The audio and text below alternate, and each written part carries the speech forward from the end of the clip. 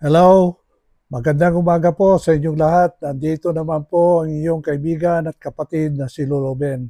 Alam niyo, 2 araw akong nawala dito sa YouTube channel na ito dahil meron akong sinupervise na activity na aking ginagawa dati. Alam niyo, nung ako'y nag-retire bilang opisyal ng Armed Forces of the Philippines noong 2008, agad-agad nawa ko yung gusto kong plano after my retirement. Ito po ay nag-organize po ako ng isang running event na to commemorate yung Bataan Death March. So ang ibig sabihin nito ay tatakbuhin mo yung nangyari noong na Bataan Death March noong 1942. Ito po yung mga sundalo natin na Pilipino at mga Amerikano at kanilang mga volunteers, at nung nanalo po yung mga Hapon, kinumpul-kumpul nila sa Maribeles, Bataan, pati rin yung mga nag-surrender doon sa koridor, at pinalakad sila ng 2 linggo mula Maribeles hanggang sa San Fernando, Pampanga. At mula doon, sumakay sila ng train at sinakay sila sa train papunta ng Capas. Pagdating sa Capas, naglakad sila ng another 8 kilometro hanggang dumating sila sa Campo Donel. At yung Campo Donel po ay doon po ang naging preso nila. At ito po ay naganap noong April 10 kasi nanalo yung Fall of Bataan noong April 9 eh.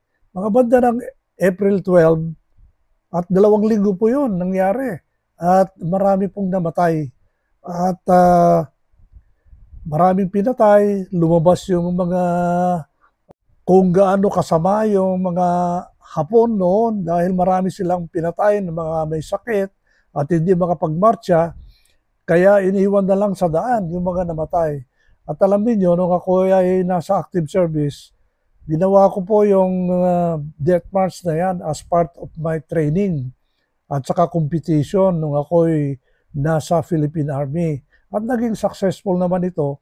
At ngayon, nung ako'y nag-retire, inisip ko na tatakbuhin ko yan.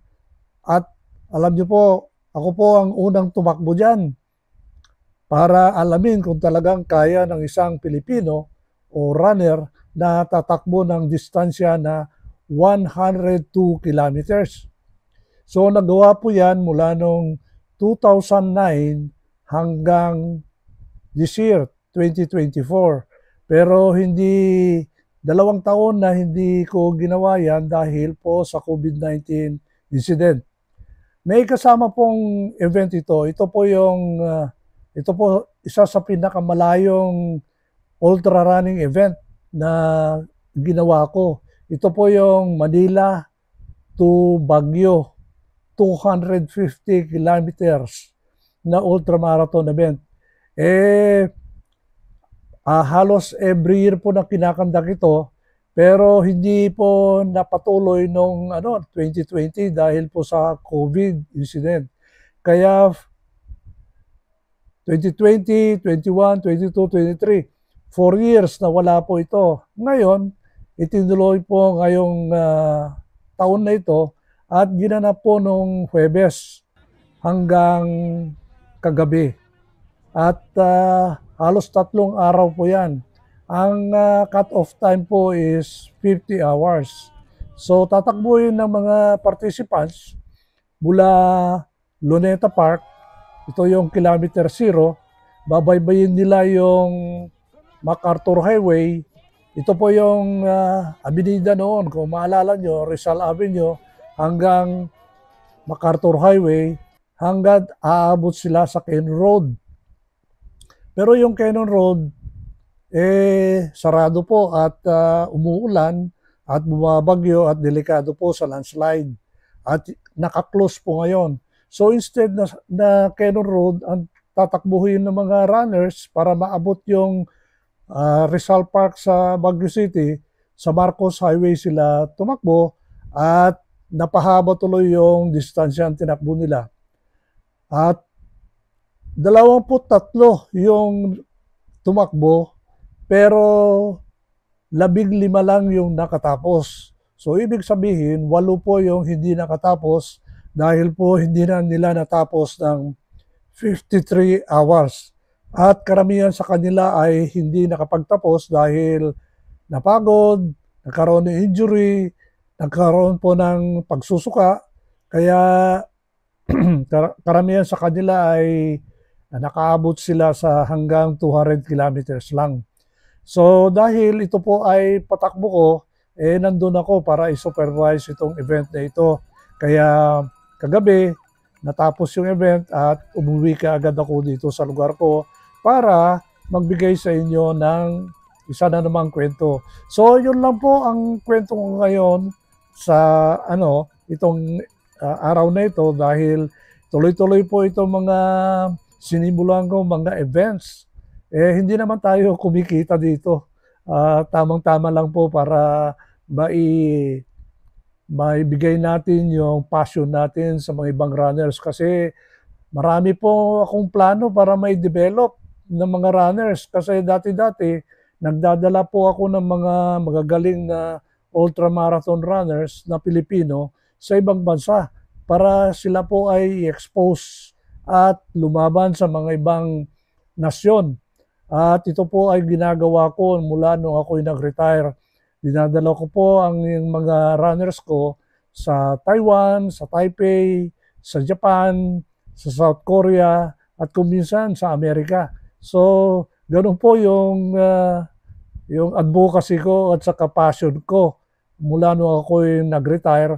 Ito po ay kusang loob po. Wala po akong sponsors dahil nung una, wala akong makuhang sponsors. Kaya mula noon, hindi na ako nagre-request ng sponsors dahil mahirap po silang kausapin at siyempre hindi sila naniniwala tungkol sa ultramarathon.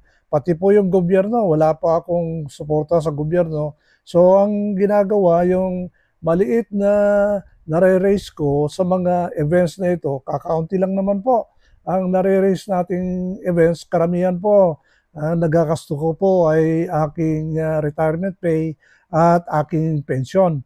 So, tuloy-tuloy lang po at ito po ang aking passion at advocacy at unti-unti pong nade-develop po yung ultramarathon passion ng mga runners dito sa ating bansa. So, ayun, masaya naman yung mga runners dahil may galing sa Mindanao, may galing sa Visayas, at karamihan ay galing po dito sa Luzon. At well represented po yung mga magagaling na ultra runners natin dito sa Pilipinas na dumalo dito sa Manila to Baguio 263 ultramarathon race. Ito po ay tutuloy natin kahit 1 o 5 lang yung runner, okay lang yan. Kahit hindi tayo kikita, basta ang importante dito ay na-promote natin yung love for exercise at healthy lifestyle sa ating mga kabataan.